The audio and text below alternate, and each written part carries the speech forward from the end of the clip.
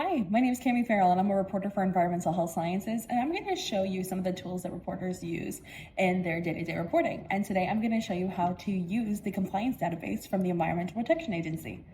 So first things first, let's go ahead and hop on our computer or our phones. After you hop on your phone or your computer, you're going to go ahead and go to eco.epa.gov. I'm going to go ahead and go to the quick search and I'm going to click facility name. Today I'm researching Marathon Petroleum in Texas City, so that's the name that I'm going to put in, but you can put in a name of any environmentally regulated facility in your area. After you make it to this point of the website, it can get a little confusing. There's a lot of information on here. There is an endless scroll of things to look at. And so I'm going to kind of show you how I contextualize this information for my reporting, and we're going to go over here and look at it. According to the Environmental Protection Agency, or the EPA, we can see that Marathon Petroleum here inside of their compliance history database has been in violation of the Clean Air Act, or the CAA, here for the past 12 quarters. You can see those numbers 1 through 12 here, and they're all inside of that red box.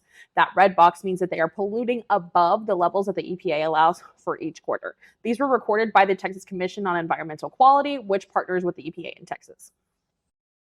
You can get into the numbers a little bit more here, so you can see the quarters of noncompliance at 12, with significant violations at 12, and then we see some government and formal enforcement actions in the past 5 years, and those are sitting at 10.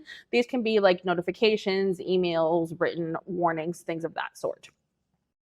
So there's also formal enforcement actions in the past 5 years, and we can see there's been none of those.